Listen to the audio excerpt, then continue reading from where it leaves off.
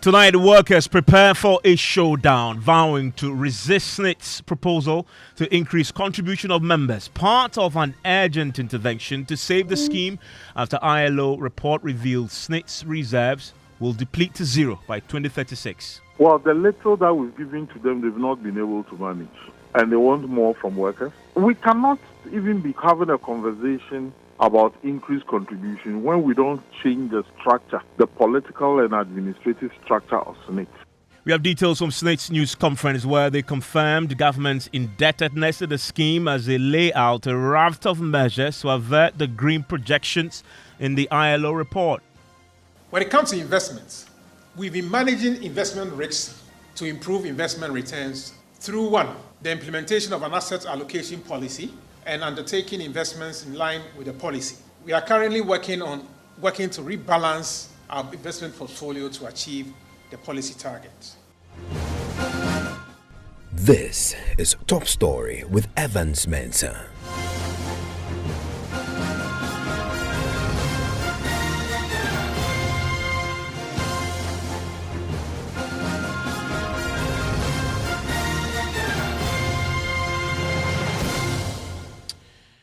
It is a charm offensive launched by the Social Security and National Insurance Trust, desperate to assure workers that your pension contributions are safe. But already, one of the key measures outlined by SSNIT to save the scheme from collapse is facing resistance.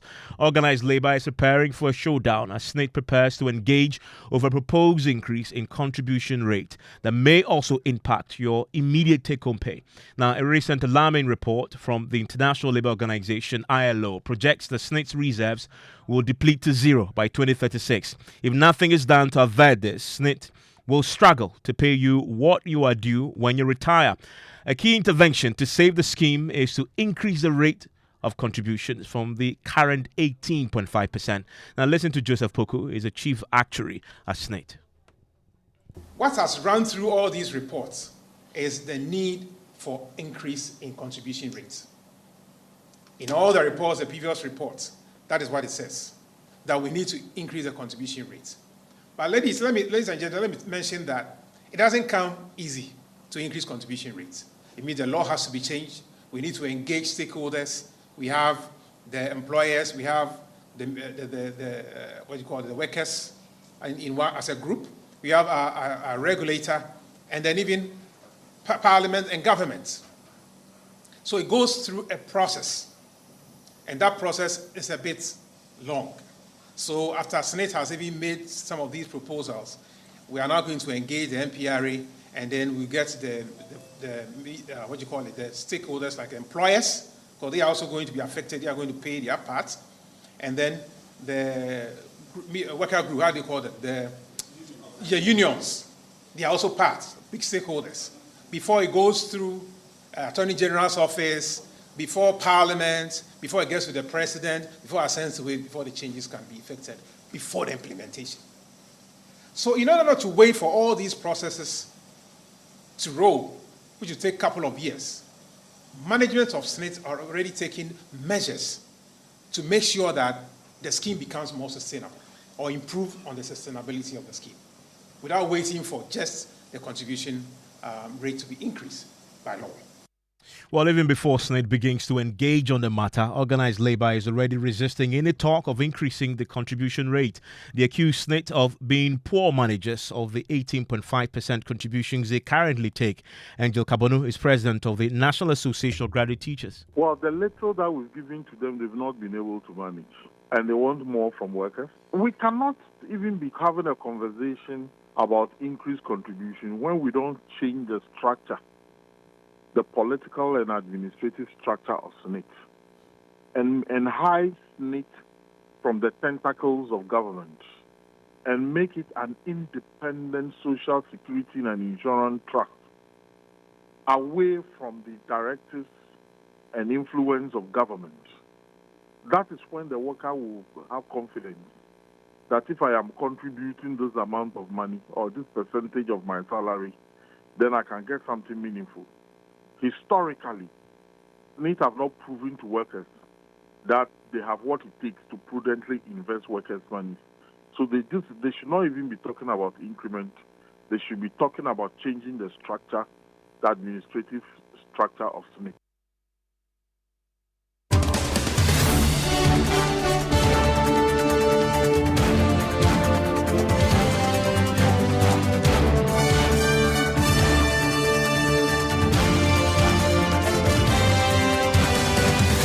My colleague Kweku Asante was at that news conference, joins me in the studio now. Kweku, when we broke this story last week, the focus was on the 2036 projection, by which the scheme, the reserves would have depleted to zero, according to the ILO actuarial study. Now, that has alarmed many. Did SSNIT address this? Well, SSNIT agrees that that is indeed a very grim projection that the ILO report has put out, and they themselves have been aware of the findings of this. But they seek to assure the public that there had been previous actuarial projections that had also projected, in fact, one projecting that by 2020 the reserves would have been depleted. They say that none of these came to pass and that they believe they've put in place enough measures to avert such a projection. So the findings in the report, as I said, it gives you a telescopic view of what is possible to happen, not in certainty. It doesn't any way guarantee that what the recommendations are is going to happen at all costs. That's not what it is. So it gives you an idea that based on these assumptions, this is likely to happen, not certainty. So by the law that we operate under, that is Act 766, we are enjoined to obtain an actuarial valuation report from external actuaries once every 3 years. That is by law. So SSNIT does that. And we have been doing this since inception. In fact, this is about the 14th report that has come out since the operations of the SSNIT scheme. So every 3 years, we engage the services of external actuaries to produce a report about the scheme's health, about the assets, liabilities, how they are performing, and going into the future, what is likely to happen. So in the 2020 report, before I get to the 2020 external valuation reports, let me go back to 2011. Like I said, every 3 years you are supposed to obtain this report from the external actuaries. So we have 2020, the one where we are talking about now, 2017, 14, 11, 8, and so on and so forth. So every 3 years. So let's go back all the way to the 2011 external valuation reports. So the report says, among other things, that if contribution rates were not increased in the future, the annual expenditure on benefit and administration would exceed income from contributions, and the funds from 2019 coming will just tank. So what it says was that by 2019, we were not going to have enough money to pay benefits. Ladies and gentlemen, we are in 2024, and we have never defaulted in payments of benefits from 2019 up to date. So that is telling you what I said earlier, that it gives you an idea that you have to take some measures and make sure that it doesn't happen. That's exactly what the report is about. So this report is not different from the reports that we've obtained over the years. Like I said, it gives you an idea where you are going as a scheme, and then you take proactive measures to steer off if there is any danger ahead of you. That's exactly what it does. So he's talking about measures they need to take to avert the outcome, the 2036 outcome where the reserve deplete to zero. One of the major challenges that was identified that SSNIT agrees to is that government owes it significant amounts in terms of monies they've taken from workers' salaries, but they're yet to pay to SSNIT itself as part of the contributions to it. What is SSNIT doing about this? Well, SSNIT says they are pursuing government to collect this. In fact, up until January this year, government has paid all its due to SSNIT to January this year. That means workers' deduction from February and March have not been paid. But there's also the question of the legacy debt that runs into billions of cedis. At some point, the SSNIT actuary said he's not so clear about the figures. Later on, he comes in and said it's about $2 billion. But there's ultimately the question about the interest and other issues that come with it. If government fails to do so, the penalty that they have to pay for that, which send this into the eights and the tens of billions of cedis. They say that they are on government's heels to collect this money. But when it comes to the government, we've engaged the government to ensure that they are current on monthly contributions. In fact, we are guiding them to be current, and they are, as we speak, okay, I'll get there. So previously, government had issued bonds to meet arrears, and all coupon payments have been met, the bonds that they have issued. Recently, they issued a bond for 1 billion, and discussions are ongoing for bonds to be issued for the rest of the money that they owe. Monthly contributions have been paid up to January 2024. Okay, so here's the thing. These legacy debts, before we can come to a final figure, there has to be an agreement. There has to be some kind of discussion with the state, with the government, and then we arrive at that debt. Because even when it comes to the computation of debt, we have a way, we know based on the law, do our computation. We need to sit with the government as we are doing, and then they will go through everything before we can arrive at a definite figure. It's an operational issue. I cannot give you a figure, exact figure now, which might even be different after the reconciliation between the government and SSNIT has happened. So I'm sorry, I can't give you a definite figure now about the legacy debt. Don't forget, what I can tell you is that the debt has a principle. And like any other institution under the law, it says that when you delay in payment, there has to be interest or there has to be penalty. So the debt has a principal component and then a penalty. So we need to agree on all that before we can come out with the total debt that the government owes SSNIT. I said we're negotiating, we want to come out with a I mentioned that we have a principal and we have interest on the debt. Because of the negotiations going on, that's why I didn't want to commit. Because after the reconciliation, the figure might change. So it's an ongoing process, but we'll come out with the debt and everybody will know about it. As we speak, as at March this year, the principal was hovering around 2.6 billion. That's the principal. But we have the penalty and the interest adding up to it. It could be for about 4 times that, just as it applies to any employer. 2.6 billion. That's quite a significant amount of money. We'll talk to Labour now that we're getting some figures around how much government owes SSNIT, because monies have already been deducted from the workers' salaries pretty shortly. We'll talk to Labour pretty shortly, but I want still stay with me quick on this subject of what is wrong with the scheme currently. And he makes the point there that you need to do a few things now to avert that grim outcome. One of them is making sure that your investments that SSNIT is currently making will yield the right returns. SSNIT admits they have challenges there. Yes. In fact, they talk about investment with MTN, for instance, that they are urgently trying to review the modalities and all that.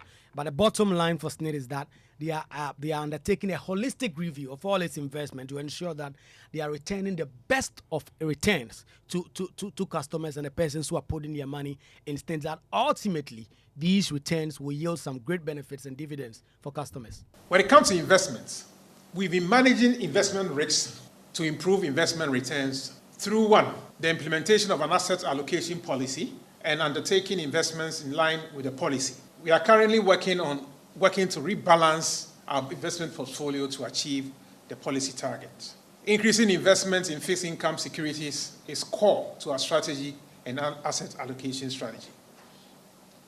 Enhanced monitoring and reporting on asset class and sector exposures, restructuring of non-performing investee companies, including setting performance targets for investee companies. Increasing investment in viable listed equities, that is listed banks, and then MTN. Improving real estate returns by continuing to complete and monetize ongoing real estate projects in line with asset allocation strategy. Completion and sale of affordable housing projects to enhance income generation. We also sought SSNIT board's approval to refurbish key commercial properties in the Ridge area to improve occupancy and also rental income.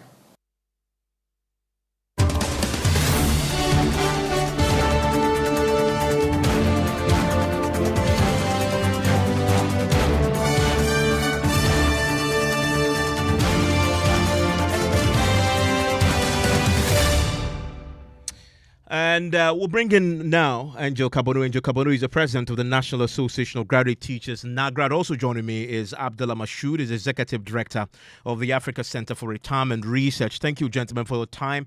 Angel Kabonu, let me start with you.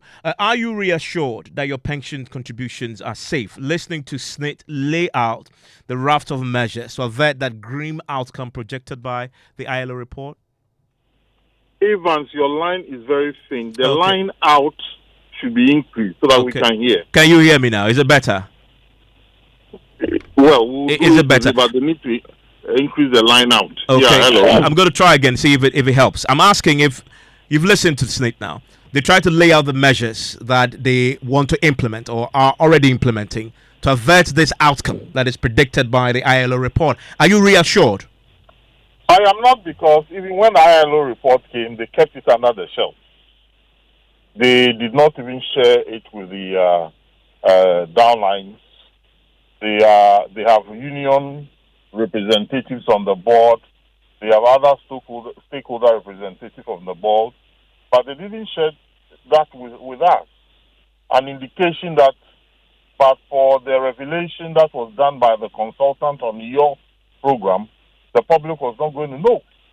Now, you see, what the SSNIT is relying on is the fact that even if they don't have money, the government will be coming money to be able to pay beneficiaries.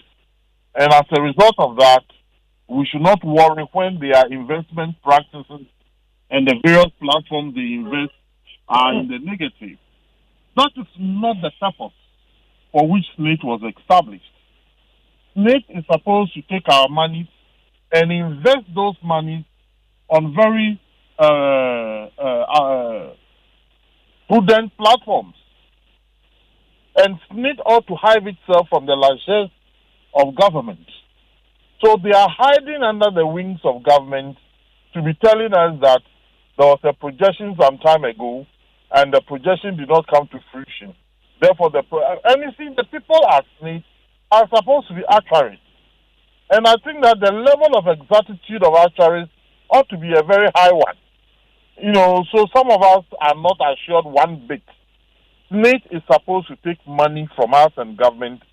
SSNIT is supposed to invest the money they take from us prudently and make the beneficiaries get adequate returns on the investments that they have done. Also make people know how much their investment is accruing at the various investment platforms that they've chosen. That is when we see an independent, serious institution that is accountable to the people who own it. Abdullah, you were the first to make this disclosure. You blew the whistle on this ILO report. You've listened to SSNIT trying to explain the report. They seem to suggest, in a nutshell, that we all have nothing to worry about. We can all go to sleep and retire and just walk to sleep and take our monies and walk home smiling. Do you share that confidence?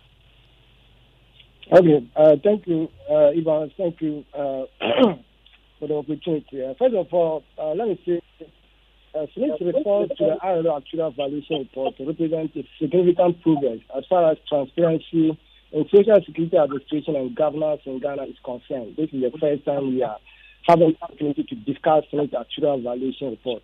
I remember the chief actuary has indicated that this is the 14th report.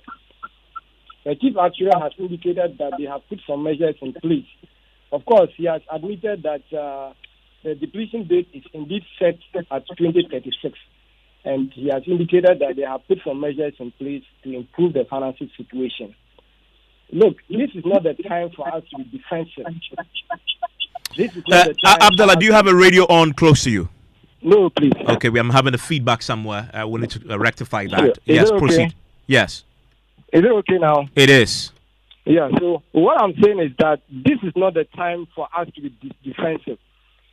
This is a social security program that is feeding nearly 250,000 pensioners and their families. It is a program that holds the future of more than 1.8 million contributors in this country. That is how strong such a program is. And this is not the point for us to be, what do they call, playing with politics and all that. We don't have to be defensive. Look, it is very normal to be told in an actual valuation report that your scheme reserves are depleting due to changes in demographic and economic conditions, and of course, rising cost of benefits. But what is not normal is when stakeholders sit back and do nothing. That is what is wrong. So on that point, though, they tell us today that they are doing something. And I'll come to the suggestion about increasing contribution rate pretty shortly with Angel Kabonu. They say they are looking at investments. I want to ask you, the raft of measures that you've heard them outline today, will they be enough to avert the outcome projected by ILO? Well, I didn't listen to the press conference, but I heard he mentioned, increasing the contribution rate from the current 11%. This is an integral part of the actual recommendation. In fact, it was central. In 2014, we were told that if we don't increase the contribution rate beyond the 11% to the SSNIT scheme, it's going to deplete. In 2017, we were told. In 2020, we are told. That is the main recommendation. We talked about government indebtedness. I have told you that government indebtedness inflicts the biggest pain as far as the sustainability. What do they call it? Of the SSNIT scheme is concerned. Don't forget, the ILO report we are discussing today is in respect of the trust activities for the period 2018 to 2020. The current actual situation of the scheme, comprising 2021 to 2023, is unknown. But let me just give you a hint of the possible outlook of the next actual valuation report, for which reason we can't go and sleep based on the assurance we are given. A good assurance has come, but we need to follow it through. I'm going to just use 4 parameters. Dependency ratio. The dependency ratio is a very big indicator that is contributing to what an actual opinion is going to be given in a particular valuation period. The dependency ratio is looking at the number of contributors or the number of workers who are contributing to the scheme to support one pensioner. Generally, not long ago, we had 17 workers contributing to support one pensioner. As we speak today, it is 7. And from 2021 to 2023, it's likely to go down even more due to general economic conditions and state of migration. In 2014, 2017, 2020 evaluations, migration was assumed to be 0. I'm not sure the next valuation period, 2021 to 2023, ILO can afford to set migration at 0, because we have had active labor force flying out of this country in search of greener pastures, and that is going to reflect in the dependency ratio. Real returns on investments. In 2021, of course, I'm analyzing the period 2021 to 2023, which is going to comprise the next actual valuation period. 2021, SSNIT posted a positive real returns on their investment, plus 8.84. With, 2022 and 2023, inflation averaged 31.47 in 2022 and 40.28% in 2023. With these astronomical figures, Ivan, I have a very big doubt whether SSNIT can post a positive real returns on their investment in 2022 and 2023. And that is going to feature prominently in the outlook of the next valuation report. Very interesting revelations there. And one of the central recommendations that we had today that SSNIT says they need to engage on is a proposal to increase the contribution rate. Angel Kabonu, SSNIT says today that increasing the contribution rate is an essential part of saving the scheme. I've heard you already say that they're not good managers of what you're already contributing. But if this will save the scheme, why not support it? Hello? Hello, Mr. Kabonu, can you hear me? Yeah, repeat your question. The proposal to increase the contribution rate. Well, why will you want us to increase any contribution when the outcome of your management is indicated that you have failed? How do we call for increment when an international body is determined that you have not prudently managed the institution? The little that we're giving you, you have not been able to render account on your stewardship.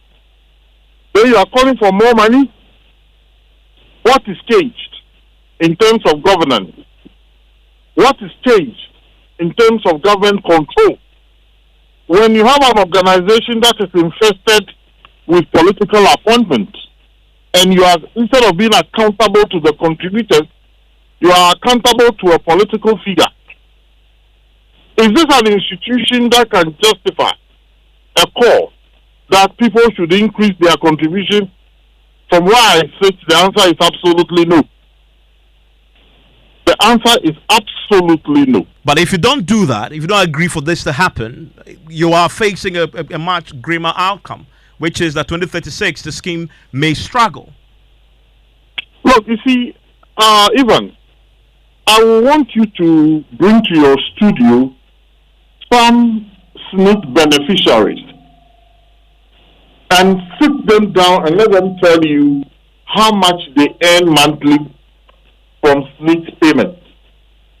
And ask yourself that from the time of the for establishment of SSNIT to date, whether SSNIT is prudently managed its affairs. The other thing that you look at is SSNIT is supposed to weather the storm for the worker by providing the worker with affordable housing. What we have now is not affordable housing. It is avoidable housing because the price of the houses that are sold are beyond the reach of the contributors. And let us also sit down and go in depth into the name of the institution we are talking about. Social Security and Insurance Trust. Ask me whether they have lived up to their name. I don't think I will ever support any increment. I would rather call for the change in the governance structure of SSNIT and make the contributors more representative on the board of SSNIT and ensure that SSNIT follows the rules and regulations in investing people's money. That is what I'll call for. And so, because I have you on the line, I know you also have issues with Tier 2, and you've made demands of the government. As far as Tier 2 contributions are concerned, your monies were deducted at source, but they haven't been paid yet. And you've already served notice that May 2nd, you will act. Have you heard anything from government? Well, a meeting is being called by the Minister for Pensions. That is the Minister for Employment and Labor Relations, Mr. Ignatius Bafwe, tomorrow, 10 o'clock, in his conference room. That meeting will clarify the payment situation as tomorrow. And then a final decision will be taken from that conference room by the labor group. But the same is behavior and the tolerance and how management is tolerating government all the years. The same is behavior of government to SSNIT is the same misbehavior government wants to introduce to the payment of Tier 2 obligations, where government fails on its responsibility to transmit payments adequately and timeously to the various trust boards for investment. It is that same misbehavior government wants to extend to the Tier 2s. And today we got some clarity from SSNIT that when it comes to your SSNIT contributions that have already been deducted from your salaries, government owes it, as far as principal is concerned, more than 2 billion. And that is disturbing because, you see, SSNIT is being economical with the truth. There are a lot of past credits of lump sum that they ought to have transmitted to the various Tier 2 trust boards. And SSNIT came to tell the leadership of Labour that they do not have the money and that the only means by which that money can be paid is when the government decides to come up with the money. So as I speak, there were a lot of people who retired from public service with meager amount of monies just because SSNIT did not transmit the components of past credits to the various trust boards. So if you don't have money to pay for money that is in your custody, what are you standing on to give me any assurance?